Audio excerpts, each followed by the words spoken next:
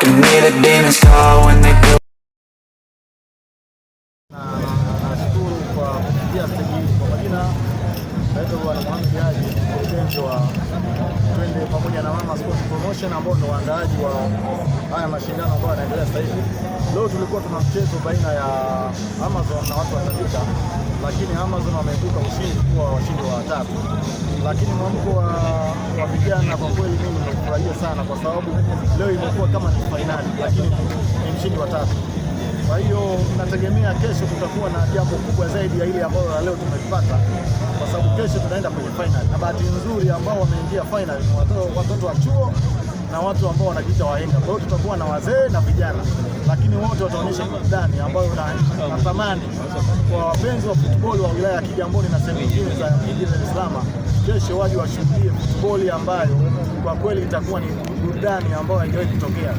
Kwa hiyo mimi nahisi hiyo, niwapongeze sana na vijana hao ambao wamecheza mchezo wa tatu leo. Mimi nimewapa tu zawadi, kwa maana kwamba kwa sababu nimeona vipaji vyao, nitawazawadia kwenda Zanzibar kwa ajili ya kwenda kuonyesha burudani, wakaonyesha changamoto ya football ambayo iko huku baina ya Dar es Salaam na Zanzibar. Kwa hiyo wenyewe wamenikubalia, nadhani hao maandalizi tayari yako vizuri, na kwa sababu tayari tunaelekea kwenye Dr. Hussein Mwinyi Samia Cup ambayo itafanyika Zanzibar, naamini tutafanya mambo mengi sana kupitia mchezo. Pengine maandalizi ya kocha hadi sasa kuelekea finali baada ya kurudia bunge. Maandalizi yako vizuri, lakini naamini mpaka ikifika saa 4 kesho asubuhi uwanja huu kwa kweli utakuwa mkamatiki, kwa sababu kesho ni finali ambayo itakuwa ni finali ya mfano, na bahati nzuri tutakuwa na wasanii wengi. Ndugu yetu Kidevu ametuandalia burudani ambayo mwenyewe anasema mimi ni mwachie. Tutakuwa na watu wa Sigeli hapa, tutakuwa na Mwanya, tutakuwa na Kinabambo, tuko na wasanii ambao tutakuja kukesha hapa kwa ajili ya mkesha wa wasanii.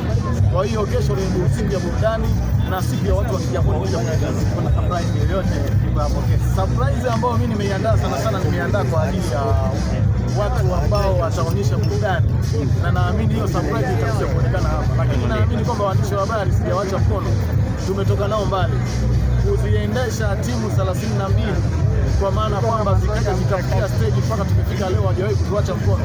Kwa kweli ataona zawadi yao. Sasa tunatamani hao waandishi wa habari waviminike, waone zawadi yao ni nini. Mimi ni mtu wa vitendo, naamini kuna vitu tutakufanya. Ndio kwa kumalizia zawadi kwa jumla ya mashindano siku yenyewe mwisho zawadi, tuna zawadi nzuri tu kwa mshindi wa kwanza. Tunaamini kwamba kuna zawadi yake ya hiyo anapewa direct hapa, lakini kuna na zawadi zingine ambazo anategemea kupewa. Anapewa milioni 2 na anapewa kitu ambacho tayari hizo ni maandalizi ya waandaji wangu ambao wataelezea, kwa sababu sisi ni waratibu. Lakini pia kuna mshindi wa pili na yeye anapata milioni 1.5.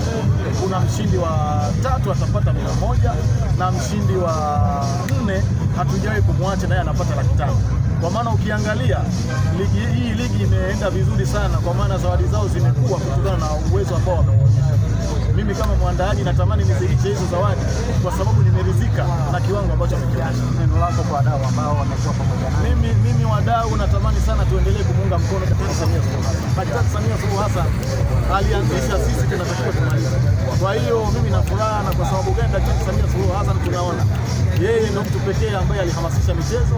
Kwa hiyo na sisi tunatakiwa kumsupport daktari, na nafikiri unaona kwa nini daktari na zamani huko aliko anaona juhudi za vijana ambao wanaendelea kusupport. Nawashukuru sana. Kesho ni surprise ambayo tutakuwa. Asante sana.